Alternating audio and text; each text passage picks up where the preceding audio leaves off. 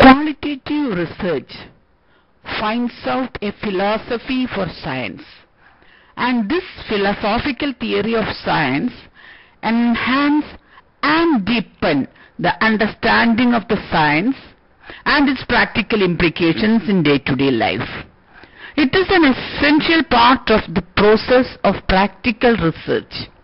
In 1968, Gaston said that the tripod of all good research consists of theory, clinical practice, and research, and each needs the other to stand strongly. Therefore, music therapists should not neglect these three limbs of their research. What do we mean by qualitative research, which establishes a strong philosophic theory for the science? Number one, the questions always arise from a prolonged clinical practice. Without prolonged clinical practice, a theory question will not arise. And these problems or these questions which are formed out of a prolonged experience of medical knowledge or medical practice has to be solved and addressed. Only in that way the music therapy has been evolved. First, there had been some problems in medical practice.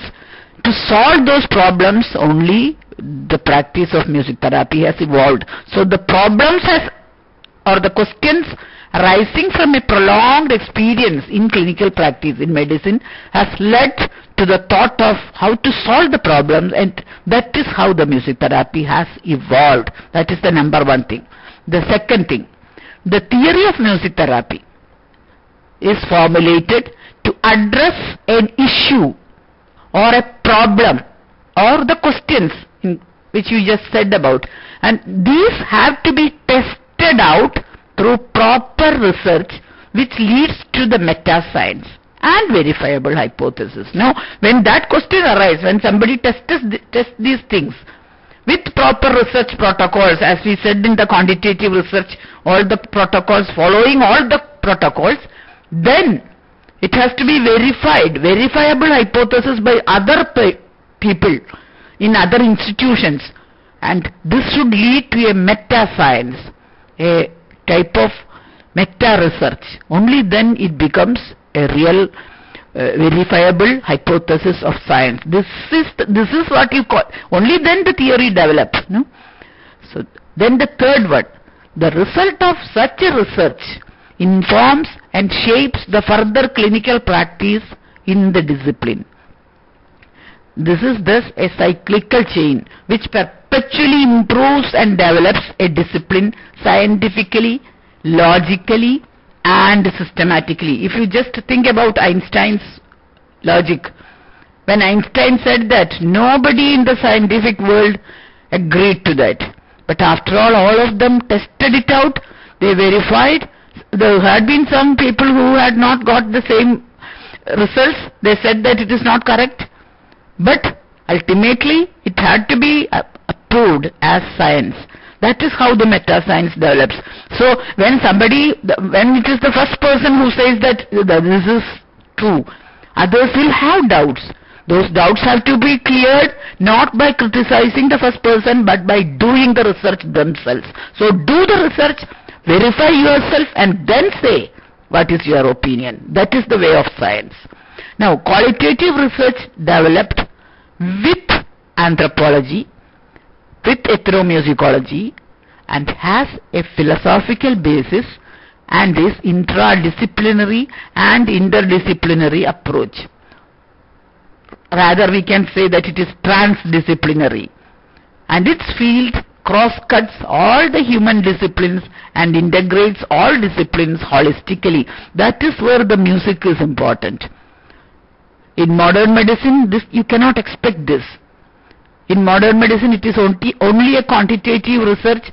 It does not have an interdisciplinary approach in its makeup, whereas when you introduce music therapy into modern medicine, only then it becomes a transdisciplinary field which cross-cuts all the human disciplines, arts and sciences. So that is the theory behind it. So from where does this theory arise? From the problem that the modern medicine is only quantitative, it doesn't have a qualitative approach. So qualitative research developed with anthropology and ethnomusicology. For India, the Indian ethnomusicology, Indian music we are using, Indian races, that is why the Indian anthropology is important. And it has got a philosophical basis. And when you introduce that, all the other disciplines, both Western and Eastern, comes into that, and it becomes naturally a transdisciplinary field. Now, characters of qualitative research. One is that it has to be a natural setting. It is not an artificial setting as we select in a hospital practice. Second, the design has lot of flexibility. In a hospital practice, the design has no flexibility. We have to be restricted to certain things. But here it has got a lot of flexibility. Then the third is the purposeful sampling. That is, the samples taken are those who are affected by music, not the people who are, we are not taking people who come to the Department of Medicine or the Department of any specialty to get cured by music. But those people in ethnomusicology, those people who are already affected by music from childhood, those people are taken as a purposeful sample against this sample who comes. So you call it artha and artharthi like that, no? There are people who come to the music therapy because they are artha. Artha means have got some disease.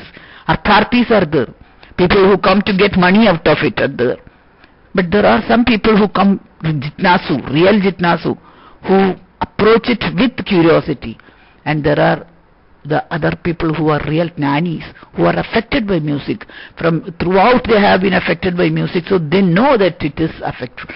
So these people are taken as purposeful sampling, as a control on the other side.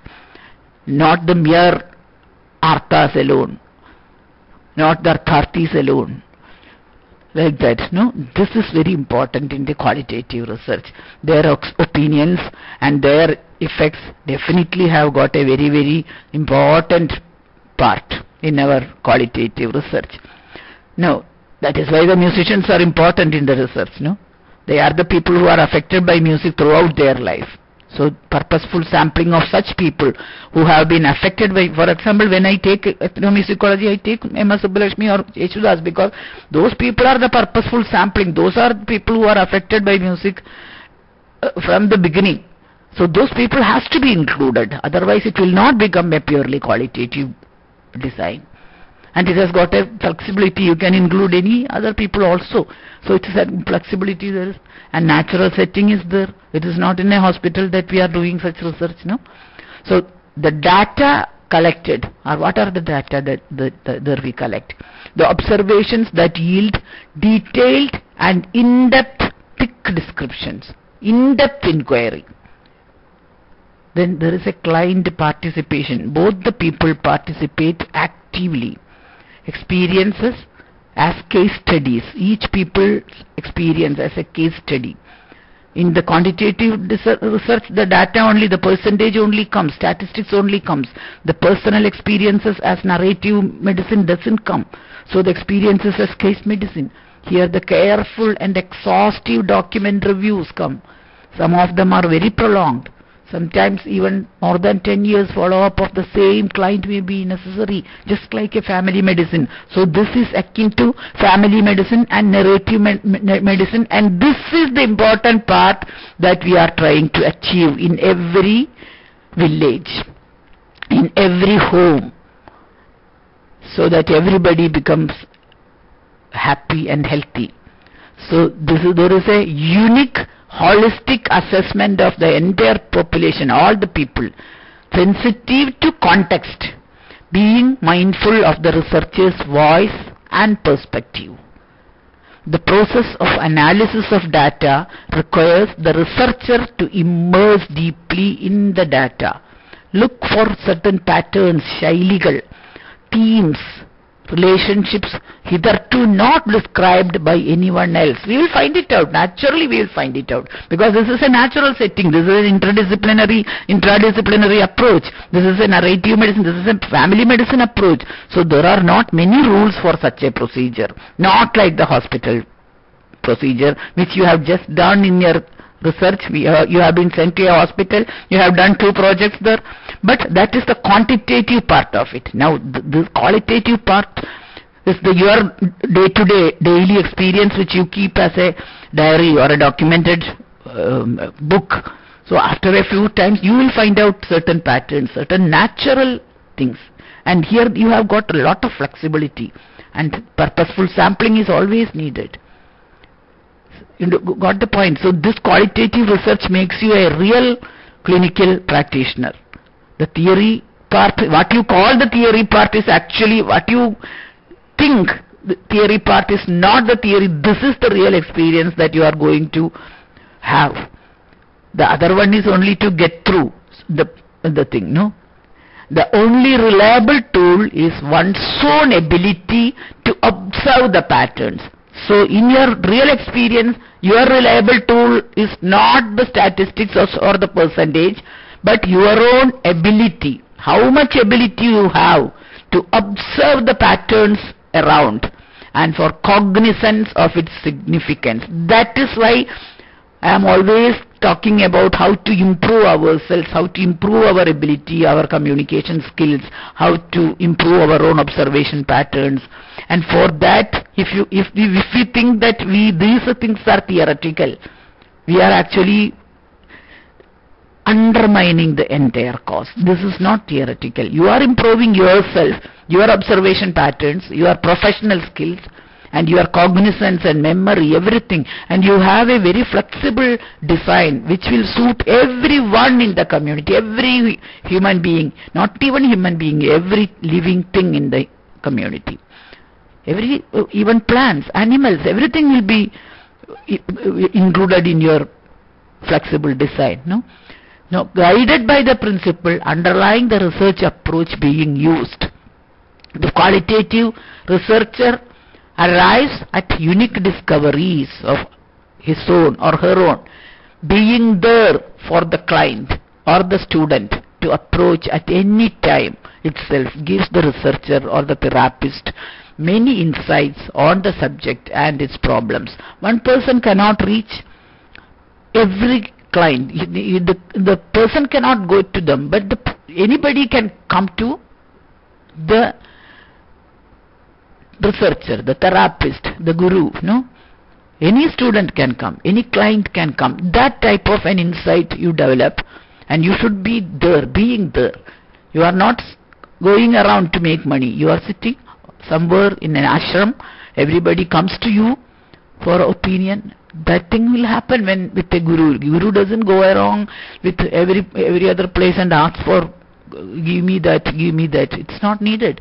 So both practical and theoretical to be dealt with.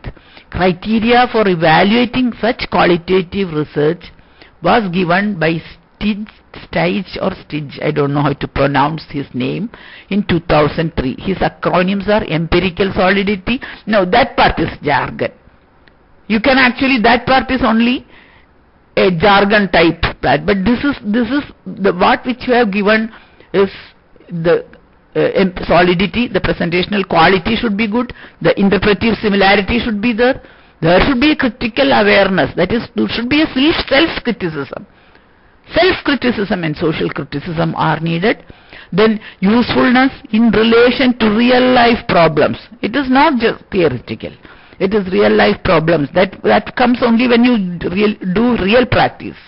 Then relevance for development of descriptions and ethical transparency. So the first words of all these things together, he gave it as epicure in Epicurean philosophy, like that acronym was given. What we call basic research is a foundational research. In the case of music therapy, this is the study on elements of music. That you need not know now, because you are already MA music students. So that foundational research is already over for you. Like the rhythms, the melody, raga, the harmony, the perception of music, how our brain processes music, that we have known now. No? Then musical preferences of population. That also you have been given two exercises.